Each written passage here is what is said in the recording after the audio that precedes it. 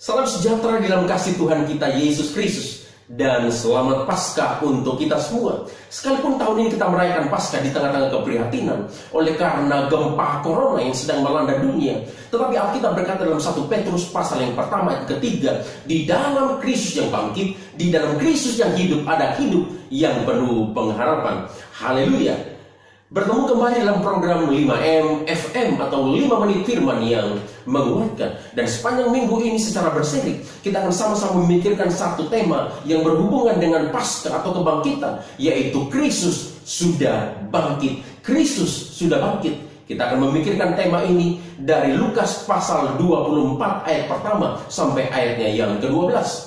Saudara-saudara yang dikasihi oleh Yesus Kristus, kebangkitan Kristus merupakan fondasi bagi iman Kristen. Tanpa kebangkitan Kristus, maka seluruh bangunan iman Kristen akan runtuh, seluruh bangunan iman Kristen akan roboh.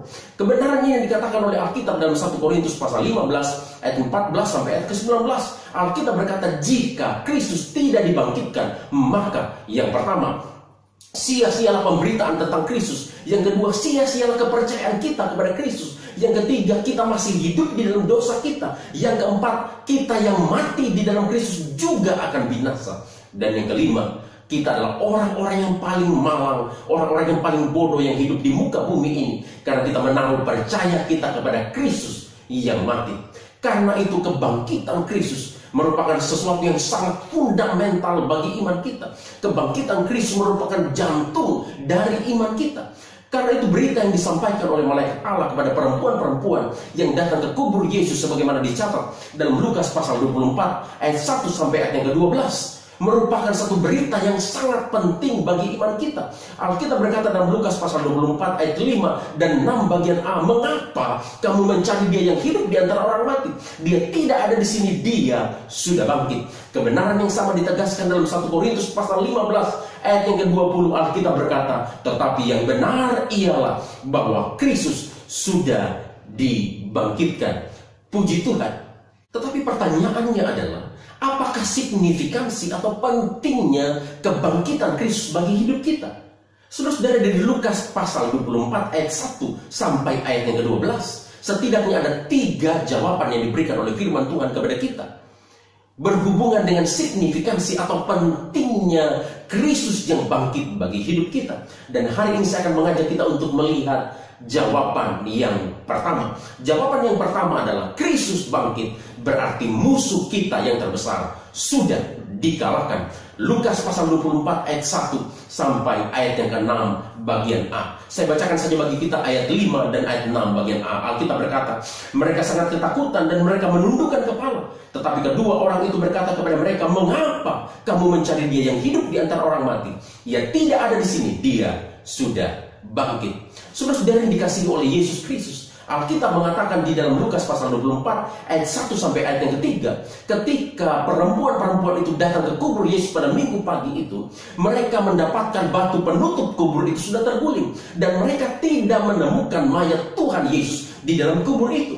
Kubur itu kosong. Pertanyaannya, mengapa kubur itu kosong? Jawabannya adalah karena Kristus sudah bangkit.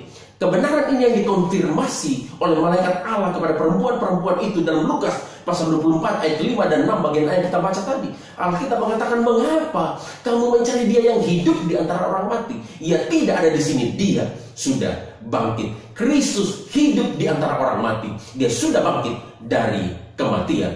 Puji Tuhan.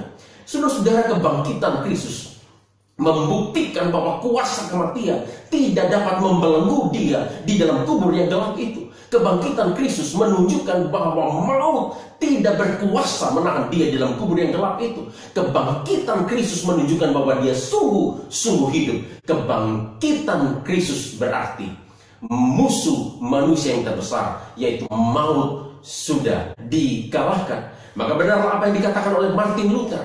Kebangkitan Kristus dan kematian telah meluluhlantakkan pintu penjara maut yang kuat.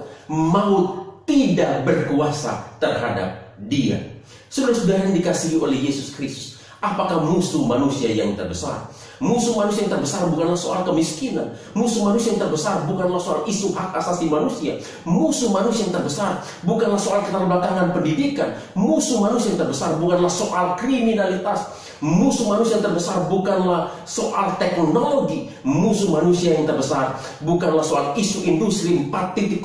Bahkan musuh manusia yang terbesar bukanlah wabah corona yang sedang mendunia pada saat ini. Tetapi Alkitab mengatakan dalam 1 Korintus pasal 15 ayat yang ke-26, musuh manusia yang terbesar dan musuh manusia yang terakhir yang harus dikalahkan ialah maut. Maut adalah kematian atau kebinasaan kekal selama-lamanya manusia berdosa di dalam neraka. Maut adalah hukuman yang telah ditetapkan oleh Tuhan Allah sebagai upah dari keberdosan manusia. Alkitab berkata dalam Roma pasal 6 ayat 23 bagian A, upah dosa ialah maut. Karena Roma pasal 3 ayat 23 mengatakan bahwa semua orang telah berbuat dosa dan telah kehilangan kemuliaan Allah, maka semua orang tanpa terkecuali akan binasa di dalam neraka. Maut atau kematian kekal merupakan masalah manusia yang terbesar. Saudara-saudara, manusia dengan caranya sendiri berusaha mencari solusi untuk menyelamatkan dirinya dari kebinasaan kekal yang sudah ditetapkan oleh Tuhan Allah sebagai akibat dari kebersihan manusia itu. Melalui agamanya, melalui perbuatan baiknya, melalui ibadahnya, melalui kesalehannya. Tetapi Alkitab berkata dalam Yesaya pasal 64 ayat yang ke-6, segala kesalehan manusia berdosa di hadapan Allah seperti kain kotor yang menjijikkan Allah, seperti sampah yang memuakkan Allah. Manusia tidak mungkin bisa menyelamatkan dirinya dengan caranya sendiri. Tetapi puji syukur kepada Allah ketika kita tidak mungkin bisa menyelamatkan diri kita dari murka Allah, dari kebinasaan kekal yang sudah ditetapkan oleh Tuhan Allah oleh karena dosa kita. Alkitab berkata kepada kita, karena begitu besar kasih Allah akan dunia ini, sehingga Dia mengaruniakan Yesus Kristus anaknya yang tunggal, supaya setiap orang yang percaya kepada Dia tidak binasa, melainkan beroleh hidup yang kekal. Dan Roma pasal 6 ayat 23 bagian B Alkitab mengatakan, tetapi kasih karunia Allah ialah hidup kekal di dalam Tuhan kita Yesus Kristus.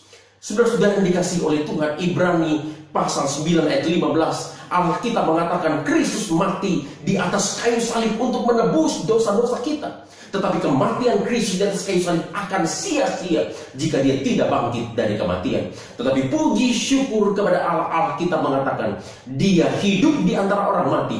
Dia sudah bangkit. Dia bangkit berarti musuh manusia yang terbesar sudah dikalahkan. Sehingga dengan kepala yang tegak dan hati yang penuh keyakinan, kita bisa berkata sebagaimana Rasul Paulus berkata dalam 1 Korintus pasal 15 ayat 55 sampai ayat ke-57. Hai maut, di manakah kemenanganmu? Hai maut, di manakah sengatmu? Sebab sengat maut ialah dosa dan kuasa dosa ialah hukum Taurat. Tetapi puji syukur kepada Allah yang telah memberikan kita kemenangan melalui kebangkitan Yesus Kristus Tuhan kita. Haleluya. Saudara-saudara yang dikasihi oleh Yesus Kristus, Kristus sudah bangkit. Musuh kita yang terbesar sudah dikalahkan. Corona memang merusak. Wabah corona memang menakutkan. Tapi itu tidaklah sebanding dengan kengerian, kebinasaan kekal selama-lamanya di dalam neraka yang sudah ditaklukkan oleh Kristus bagi kita melalui kebangkitannya dari antara orang mati. Oleh sebab itu, di tengah-tengah kondisi yang sulit pada saat ini, tetap percaya, tetaplah berpengharapan kepada Kristus yang bangkit itu. Sebab Kristus berkata dalam Yohanes pasal 11 ayat 25 sampai ayat ke-26, Akulah kebangkitan dan hidup. Setiap orang yang percaya kepadaku, ia akan hidup walaupun dia sudah mati. Dan setiap orang yang hidup dan percaya kepadaku, ia tidak akan mati untuk selama-lamanya. Percayakah engkau akan hal itu? Terima kasih. Kristus yang bangkit memberkati kita semua.